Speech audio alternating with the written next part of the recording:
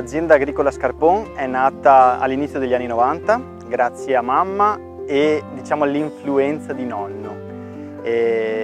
Mamma ha iniziato soprattutto con i carciofini sott'olio e qualche altro prodotto. Diciamo che inizialmente l'azienda era strutturata soprattutto con un po' di vigneto, cereali. Oggi l'azienda è soprattutto piante da frutto e verdure. Dagli anni 90 ad oggi siamo cambiati parecchio, nel senso che siamo rimasti comunque una realtà minuscola a livello familiare, siamo in 4 persone e ci siamo però spostati dalla vendita al dettaglio, dalla vendita ai privati alla vendita verso enoteche, piccole gastronomie, piccola ristorazione e una piccola parte ancora ai privati. Diciamo che i nostri prodotti principali, sicuramente la giuggiola, il frutto principe di Arco Petrarca, perché Arco Petrarca, uno dei borghi più belli d'Italia, è sicuramente famoso per il poeta Francesco Petrarca, ma in secondo luogo è famoso per la giuggiola. È uno dei frutti dimenticati in Italia, è un frutto del benessere ed è un frutto che qui ha continuato a essere un prodotto tradizionale e noi stiamo cercando di farlo conoscere anche fuori dai confini sia cittadini che regionali. Altri prodotti che facciamo, con la giuggiola facciamo le giuggiole sotto grappa, la confittura di giuggiole e soprattutto il brodo di giuggiole, l'unico brodo di giuggiole di Arco Petrarca.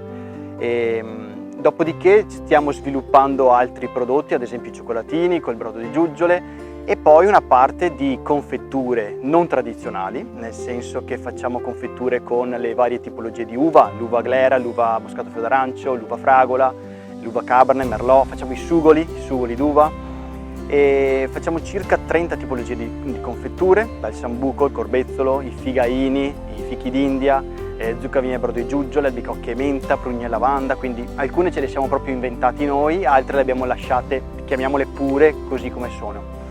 Una parte del salato invece facciamo sia tipologie con prodotti spontanei, abbiamo il permesso del Parco Regionale dei Colli Euganei per la raccolta di flora spontanea, sia prodotti che coltiviamo noi. Diciamo che con gli insegnamenti dei nonni stiamo cercando di tenere le tradizioni, di portare avanti i gusti di una volta e riportarli nelle tavole. Ci fa piacere vedere che la fascia d'età anche più piccola apprezza questi prodotti che per loro sono le novità, in realtà appunto è quello che un tempo si è sempre coltivato, si è sempre raccolto. Ad esempio i germogli puggitopo, ad esempio le cipolle selvatiche, il rosolaccio, gli scrissioi, i carletti, sono prodotti che oramai difficilmente troviamo. Non è semplice sicuramente la raccolta perché la raccolta di flora spontanea comunque non è immediata uno dietro l'altro come le coltivazioni, ma ti dà sicuramente soddisfazione. Sono prodotti che in Italia oramai, proprio in Italia, si fa fatica a trovare e questo ci dà ancora più, siamo ancora più contenti di vedere che determinati prodotti li facciamo noi e basta. Il brodo di giuggiole effettivamente capita spesso che la gente non sa se sia un dolce o un salato. Il detto andare in brodo di giuggiole, gongolar di gioia, andare in estasi è legato al fatto della dolcezza di questo liquore. È un infuso idroalcolico di frutta. Giuggiole in primis, mele cotogne, melograno e uva. Se ne parla dal Rinascimento ed è un liquore dolciastro. Si può a 24 gradi la versione classica e 16 gradi la versione crema. Si utilizza sia fresco fine pasto, si utilizza nei dolci, nella pasticceria, si utilizza in abbinamento a carni, in riduzione, si utilizza con i formaggi stagionati, caldo tipo punch, nella macedonia, nel gelato, quindi si utilizza in vari modi, nei cocktail ad esempio, e come vi dicevo è un liquore a bassa gradazione alcolica. Sì, diciamo che i giuggioli, nonno piaceva queste piante, se ne parla dell'impero romano perché ovviamente sono arrivate in Italia con Augusto e servivano per adornare i templi della dea Prudenza. La pianta ci è sempre piaciuta, anche quando non facevamo questo lavoro e portando avanti abbiamo salvato parecchie piante dal centro di Arco Petrarca quando è arrivata la moda dell'olivo ad esempio e le abbiamo messe qua, le abbiamo messe a dimora qui per averle, non per utilizzarle. Oggi invece le stiamo sviluppando maggiormente, le stiamo conservando e stiamo cercando di ampliare questa coltivazione. Non è facile appunto da trovare ancora giuggioletti del genere ed è una tradizione che rischiava veramente di essere perduta. Sì, io e mio fratello siamo la parte più giovane dell'azienda, cioè mamma, papà, io e mio fratello appunto, e diciamo che non pensavamo neanche noi, la giuggiola l'abbiamo sempre avuta in famiglia, sempre avuta nel giardino, di conseguenza non gli davamo la giusta importanza, al di là di mangiarla fresca in questo periodo.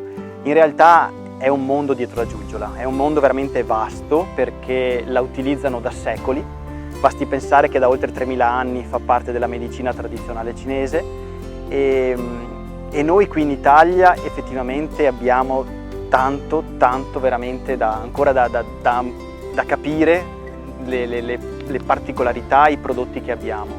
Basti pensare sì alla giuggiola, al melograno, al corbezzolo, e sono prodotti che effettivamente fanno bene, nel senso che non sono delle medicine, ma sono dei prodotti che aiutano il nostro corpo mangiandole. Quindi facendo la cosa più normale di questo mondo abbiamo dei prodotti che veramente ci aiutano nei vari problemi che si possono avere. E sono anche buone. Portare avanti le tradizioni in generale non è facile, nel senso che ovviamente è più comodo andare nel supermercato sotto casa e prendere prodotti standard. Il bello è che dagli anni 90 ad oggi le persone comunque hanno occhi diversi.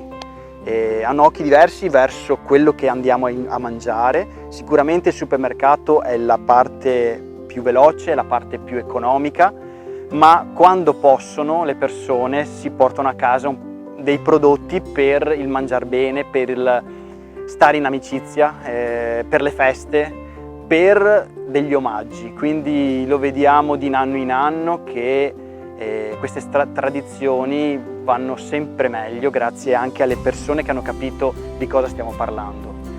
La gente adesso inizia a informarsi sempre di più su quello che è il cibo e di conseguenza c'è maggior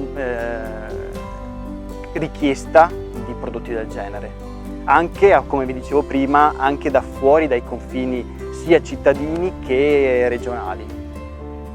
L'estregone è un altro prodotto unico, è un prodotto che abbiamo in famiglia da oltre 40 anni, ma come spesso capita non gli si dà il giusto valore.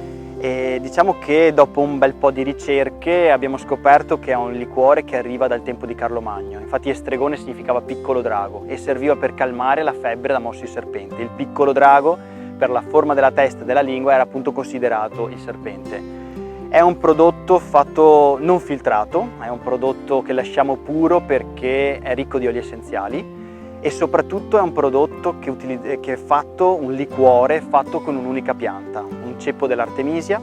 Diciamo che l'artemisia più famosa in Europa è l'assenzio francese, l'assenzio era il liquore dei poeti maledetti, di Baudelaire, dei fiori del male. E qui in Italia normalmente abbiamo il Ginepi, abbiamo il pastis. Questa è una piccola pianta della stessa famiglia, ha tanti sentori, nel senso che è un prodotto, come vi dicevo, di un'unica pianta ma veramente ricco di sentori, dal finocchietto selvatico, l'anice, la sambuca, la menta, la camomilla, quindi se ne sentono veramente tanti.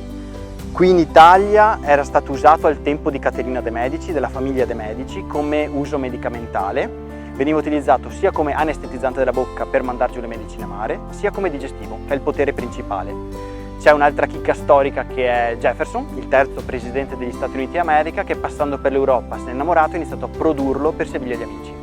Queste sono le 3 fasi storiche di cui abbiamo avuto notizia e oggi in Italia siamo rimasti gli unici produttori di questo liquore. Un liquore che effettivamente è fatto con un'unica erba, un liquore da fine pasto, un liquore digestivo, cocktail o dissetante, quindi se ne può veramente fare molti usi.